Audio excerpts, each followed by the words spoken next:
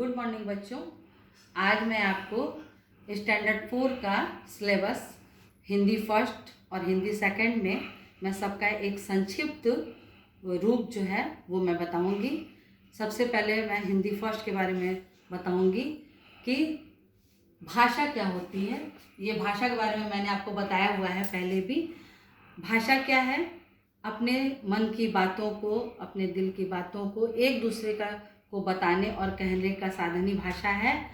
ये हम दो प्रकार से किसी को कहते हैं, या तो लिखकर बोलते हैं या मौखिक रूप से बोलते हैं।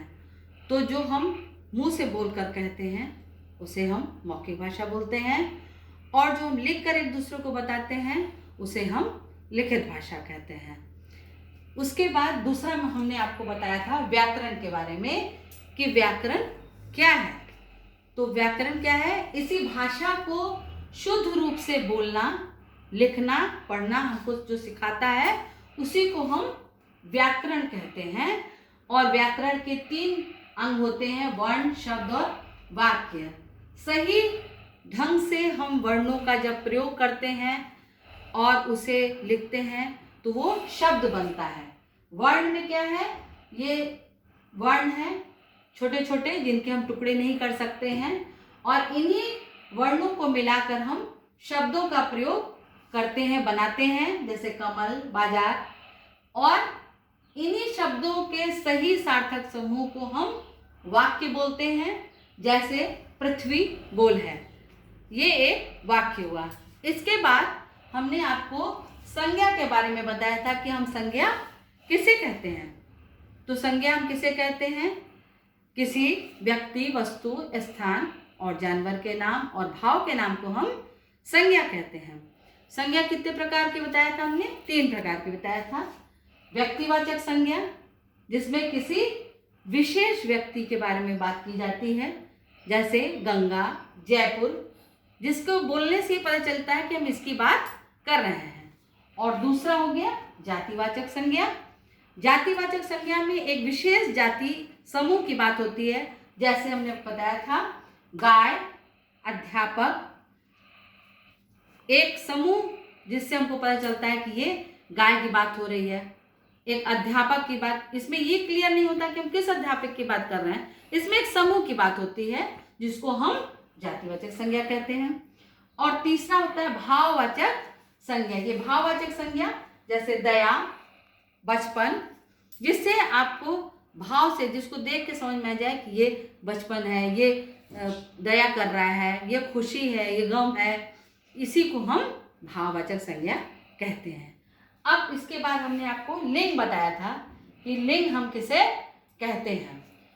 तो जिस शब्द से हमको किसी पुरुष पुल्लिंग और स्त्रीलिंग यानी स्त्री के बारे में पता चले उसे हम स्त्रीलिंग कहते हैं, जिसमें हमको पता चलता है बोलने से ही।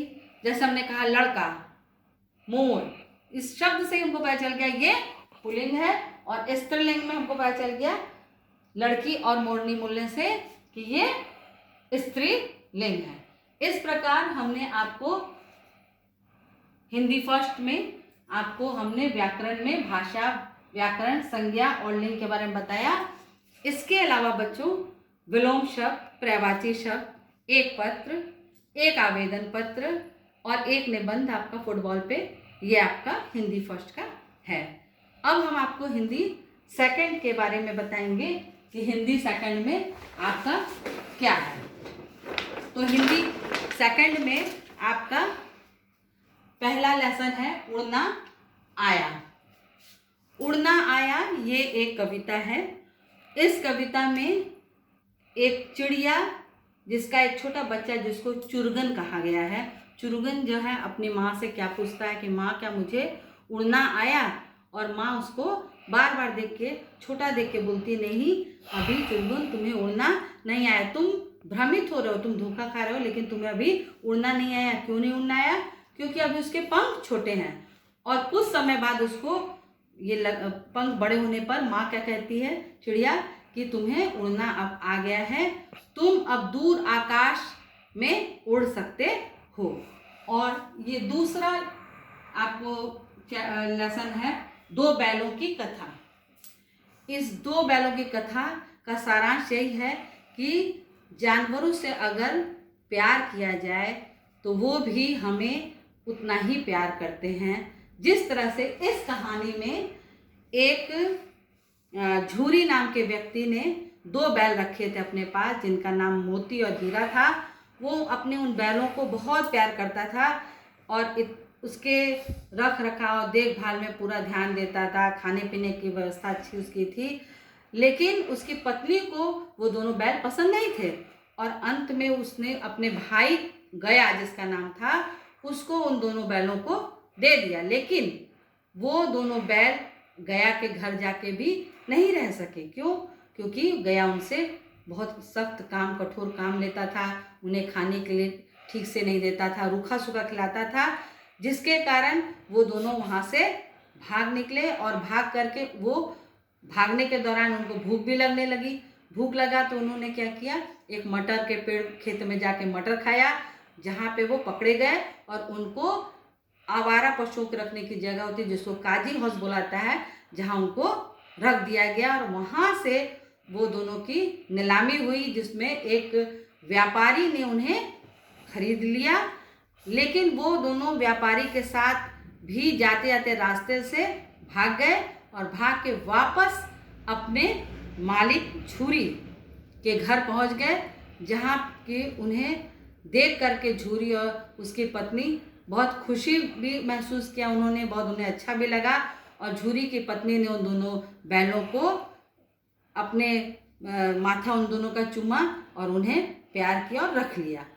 और इसके बाद तीसरी आपका ये लेसन, तीसरा लेसन है संसार पुस्तक है। संसार पुस्तक है, इसमें एक पिता द्वारा अपनी पुत्री को एक पत्र द्वारा बताया गया है कि संसार ही सबसे बड़ा पुस्तक है जिसमें कि व्यवहारिक ज्ञान हमें मिलता है। अगर हम ऐसे कहीं देखते हैं, पढ़ते हैं, किताब पढ़ते हैं, तो हम एक व्यवहारिक ज्ञान नहीं पाते हैं, एक सीमित ज्ञान या कुछ इस टाइप से पाते हैं। ज्ञान तो बहुत सारा मिलता है, लेकिन अगर हमको व्यवहारिक ज्ञान पाना है तो पूरे संसार को ही हमें पुस्तक रूप में पढ़ना है, जिसमें जवाहरलाल नेहरू ने, जो कि इलाहाबाद में रहते थे और उनकी पुत्री मसूरी में थी उस समय, और जिसको कि वो इंदू कह के बुलाते थे, उन्होंने उसको पत्र के द्वारा ये बताया कि उसे संसारिक ज्ञान प्राप्त करके ही संपूर्ण ज्ञान, व्यवहारिक ज्ञान प्राप्त हो सकता है।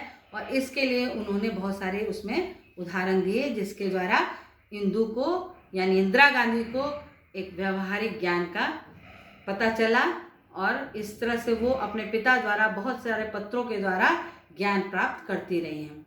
इसके बाद चौथा जो आपका लेसन है, पाठ है, वो है किताबें।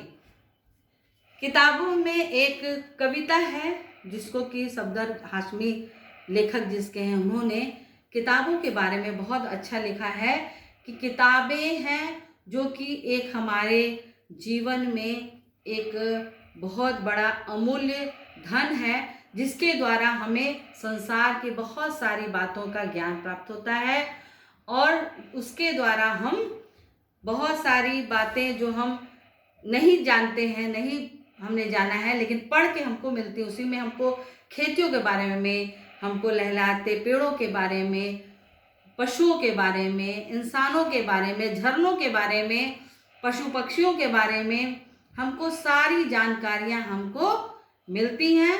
और किताबें हमें एक सही दिशा दिखाती हैं, सही दिशा मार्ग देती हैं।